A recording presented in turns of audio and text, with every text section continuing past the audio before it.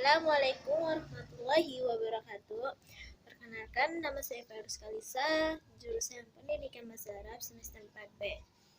Baik, di pagi hari ini Fairuz akan mempresentasikan tugas telaah materi Bahasa Arab tingkat MTS kurikulum 2013. Baik, di sini tentang alokasi waktu dan beban belajar tingkat MTS kurikulum 2013 menurut KMA nomor 183 tahun 2019. Baik, disimak video Fairuz. Kita langsung saja ke materi tentang alokasi waktu dan beban belajar.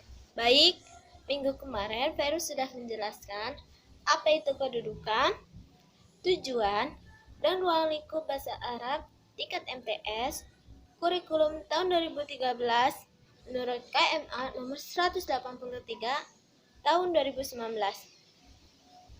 Materi minggu kemarin dan materi hari ini itu saling berhubungan.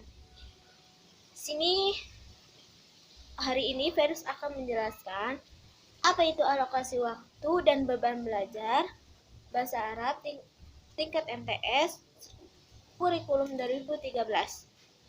Sebelum memasuki materi inti tentang alokasi waktu dan beban belajar, di sini Fairuz ingin bertanya dulu, apa itu struktur kurikulum dan pengembangan kurikulum? Baik, struktur kurikulum merupakan gambaran konsep mata pelajaran yang ada di setiap jenjang pendidikan, yang mana di dalamnya itu berupa alokasi waktu, kelompok belajar, dan beban belajar. Nah, yang telah kita ketahui, struktur kurikulum itu ada nama kelompok A dan ada juga nama kelompok B. Apa itu kelompok A? Kelompok A itu merupakan mata pelajaran yang acuannya dan konsepnya itu mengembangkan dari pusat. Contoh dari kelompok A ini yaitu mata pelajaran PAI, Akidah Akhlak, Al-Quran dan Hadis, kemudian bahasa Arab itu sendiri. Selanjutnya, apa itu kelompok B?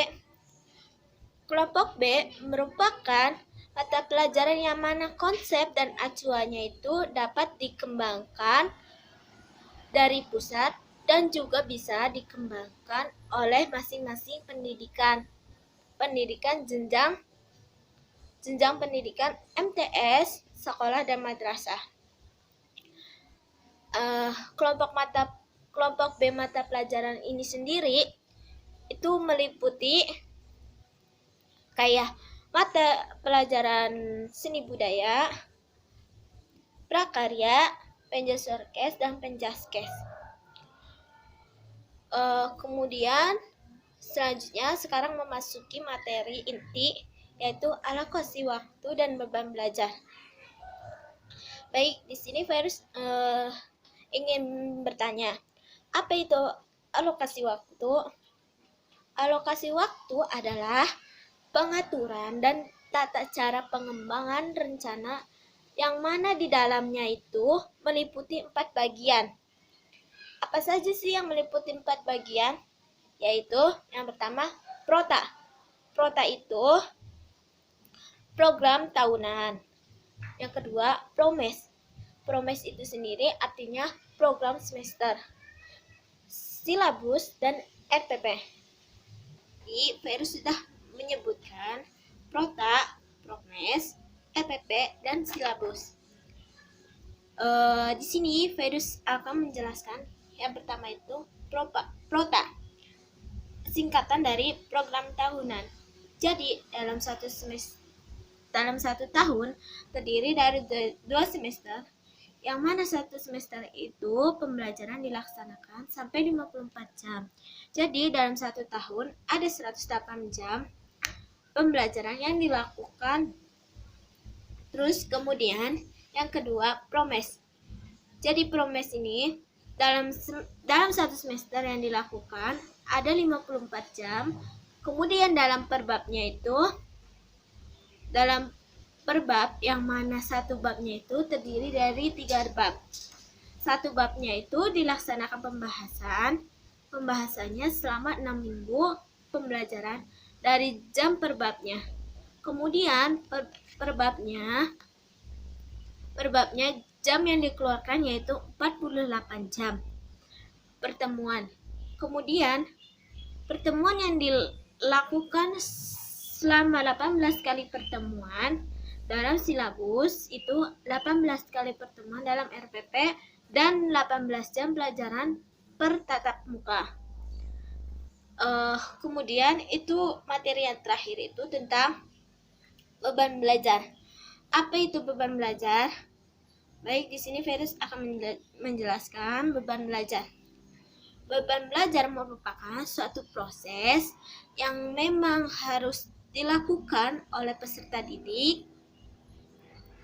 Beban belajar ini diantaranya yaitu yang pertama, beban belajar pada tingkat MTS dalam setiap minggunya baik dalam kelas 7, 8, dan 9 dilaksanakan selama 40 jam yang mana satu jamnya itu ada 40 menit. Yang kedua, beban belajar dalam 1 minggu atau per minggu yaitu dilaksanakan 18 minggu. Baik kelas 7, 8, dan kelas 9. Kemudian beban belajar kelas 9 pada semester ganjil dilaksanakan 18 jam per minggu. Kemudian kelas 9 semester genap yaitu beban belajar yang dilewati ada 14 minggu dalam 1 tahun. Atau beban belajar yang dilewati oleh peserta didik itu ada 36 per minggu. Baik, sekian penjelasan dari Virus. Mohon maaf bila ada kesalahan dalam menjelaskan. Kekurangan dan kelebihan mohon maaf. Wassalamualaikum warahmatullahi wabarakatuh.